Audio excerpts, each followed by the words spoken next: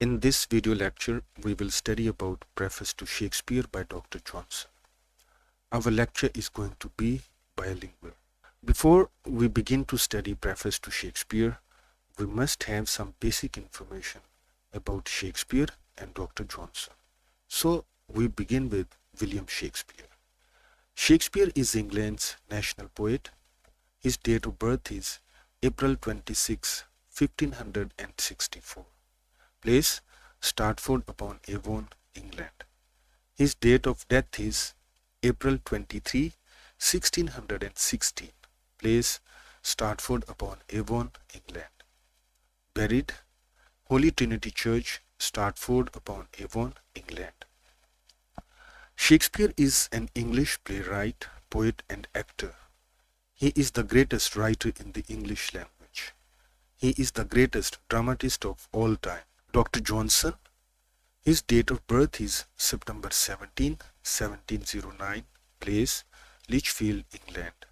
Date of death December 13, 1784, place London, England. Buried Westminster Abbey. Johnson, a distinguished man of letters, was a poet, satirist, essayist, literary critic, biographer, editor, and lexicographer. What is a lexicographer? The one who writes a dictionary. In June 1746, the London booksellers asked Johnson to write a dictionary of the English language. So he wrote a dictionary of the English language, which is also known as Johnson's Dictionary. It is a 2-volume work. It was published in April 15, 1755. Because of this dictionary, Johnson was awarded honorary doctorate. That is why he is known as Dr. Johnson. Now we come to the main discussion, that is Preface to Shakespeare. Johnson wrote a preface to the edition of Shakespeare's plays. Shakespeare के ड्रामों का एक addition छपा था जिसका preface लिखा था Johnson ने. It is the best statement concerning the nature and scope of Shakespeare's achievement. The preface to Shakespeare was published in 1765. It has 3 parts. Number 1, Shakespeare's general nature, excellencies. Number 2, Shakespeare's faults. Number 3, the 3 unities. First, we will speak about the preface first part, that is Shakespeare's general nature, excellencies. According to Johnson, the critics of the 18th century take the old for granted and doubt all that is modern. कि 18वीं सदी के जो critics हैं वो पुराने literature को बड़ा अच्छा समझते हैं, जैसे हैं उसको कबूल करते हैं, लेकिन जो मॉडर्न लिटरेचर है इसको शक की निगाह से देखते हैं. प्रेफेस के अंदर जॉनसन ने एक मेथड बयान किया है जिसके तहत हम लिटरेचर के अच्छा या अच्छा ना होने का तयन कर सकते हैं. It has 3 elements.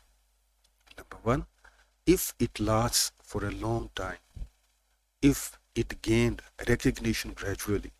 Number 3, if it rises when we compare it with other works. The Greeks classified tragedy and comedy. Shakespeare did not follow the Greek classification.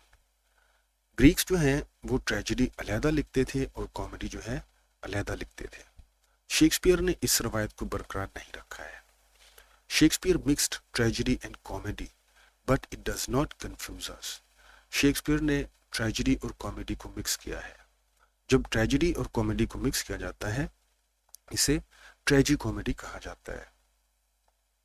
We know his tragedy is a tragedy and comedy is a comedy. Shakespeare की जो ट्रेजी comedy है हमें confuse नहीं करती है, हमें पता चल जाता है कि ट्रेजेडी ट्रेजेडी है और कॉमेडी कॉमेडी है. Now we come to preface to Shakespeare's second part, that is Shakespeare's faults. Doctor Johnson is the first person to find faults with Shakespeare's plays. जैसा कि the poetry aims at both teaching and delighting, कि शायरी जो है ये हमें सिखाती भी है और हम इससे महसूस भी होते, लुत्फानंदोज भी होते हैं। Shakespeare's poetry at times delights without teaching. बाज़ औक़ात शेक्सपियर की शायरी जो है हम इससे महसूस होते हैं, लुत्फानंदोज होते हैं, लेकिन सबक नहीं सीखते हैं। और एक दूसरी बात है कि मर्चेंट ऑफ वेनिस में एक कैरेक्टर है Portia. Portia in the guys of a man saves Antonio. Portia जब वकील का रूप धारकर एक आदमी की सूरत में एंटोनियो के ट्रायल के वक्त कोर्ट में होती है, तो ये उस वक्त का जो सोशल नॉर्म था कि ख़वातीन इस तरह से पब्लिक में नहीं जा सकती थी, उस नॉर्म की खिलाफवर्जी करती है। Bassanio was Portia's husband, so one can conclude, one can deduce he knew her face. Bassanio जो है ये पोर्शिया का हस्बैंड था, तो हम ये नतीजा अक्स कर सकते हैं कि उसके चेहरे से वो वाकिफ था जब वो ट्रायल के वक्त पोर्शिया कोर्ट में जाती है। If her real identity was discovered during the trial, अगर ट्रायल के वक्त उसकी आइडेंटिटी जो है वो रिवील हो जाती तो क्या होना था? The story would have fallen apart. Story का सत्यानाश होना था, वीक हो जानी थी। So this is a big plot whole. ये उसकी एक कमजोरी है शेक्सपियर की। तीसरा जो फॉल्ट है, Shakespeare alludes to Egypt, Italy, Denmark and so on. Shakespeare अपने ड्रामों के अंदर इजिप्ट का जिक्र करता है, इटली का जिक्र करता है, डेनमार्क का जिक्र करता है, लेकिन इसके साथ साथ we don't find any difference between characters. अगरचे कैरेक्टर्स की नेशनैलिटी फ़र्क है, लेकिन उनमें कैरेक्टर्स में फ़र्क नहीं है। Johnson considers it good and finds fault with it at the same time. Johnson इसे अच्छा भी समझता है, लेकिन इसको कमज़ोरी भी ख्याल करता है। चौथा फॉल्ट जो है, the characters in comic scenes speak the same language. जो कॉमिक सीन्स होते हैं शेक्सपियर के, उनमें कैरेक्टर्स जो हैं वो एक जैसी जुबान का इस्तेमाल करते हैं। जैसा कि in King Lear, the king and the fool speak the same language. The fool is suppose to make the audience laugh. Sometimes the king speaks like a fool and the fool like a king. Lower characters speak like nobles. जो lower characters हैं उनकी ज़ुबान जाहिर नहीं करती कि बिल्कुल निचले तबके के जो कैरेक्टर्स हैं उनकी ज़ुबान इसको साबित नहीं करती है। किंग जो है वो फूल की ज़ुबान यूज़ करता है, फूल जो है वो किंग की ज़ुबान यूज़ करता है। पांचवा फॉल्ट जो है, in his tragedies as you move into the story their plot becomes weaker. जैसे जैसे स्टोरी के अंदर जाते हैं प्लॉट वीक होता जाता है। इन Hamlet, as you get into the play you find the story losing strength. जैसे जैसे स्टोरी पढ़ते हैं, देखते हैं, वो कमज़ोर होती जाती है। His overuse of language, expressions and soliloquies in Hamlet make it tiring. तो ओवर यूज जो है, अल्फाजी जो है, वो हैमलेट को वीक करती है और इंसान जो है बोर फील करता है। छठा फॉल्ट जो है, Shakespeare uses too many words to express simple ideas. तो शेक्सपियर जो है आम ख्यालात को, सादा ख्यालात को बयान करने के बहुत ज़्यादा अल्फाजी करता है। Like in The Merchant of Venice, he takes many pages to say that Antonio hates Shylock and that Shylock is annoyed with Antonio. ये छोटी सी सादा सी बात है, लेकिन वो काफ़ी देर के बाद इसको रिवील करता है। सातवां फॉल्ट जो है, Shakespeare in his characters give reference to the Greek and Italian cultures. Sometimes they are confusing and unconvincing. The audience may not be familiar with the Greek or Roman gods or goddesses. तो Shakespeare Greek और Italian cultures का जो जिक्र करता है, mythology का जो जिक्र करता है, बाज़ बात हो सकता है कि ऑडियंस जो है उनसे वाकिफ ना हो। Stretching out the plot. For instance, Hamlet hesitates in killing his uncle in the whole play. It should have been sufficient to bring it in 1 or 2 acts. Number 9. Shakespeare should have dealt with equally important incidents equally, like the deal with Shylock. It was on 7 pages, whereas Portia's revelation about spilling blood was in a single line. तो जो important incidents होते हैं जिनकी equal value होती है, उनको equally ही deal करना चाहिए। Shakespeare's tragic heroes face gross and, बहुत अंजाम बुरा देखते हैं। When Hamlet died, everyone died with him. Shakespeare's death scenes should have been sentimental.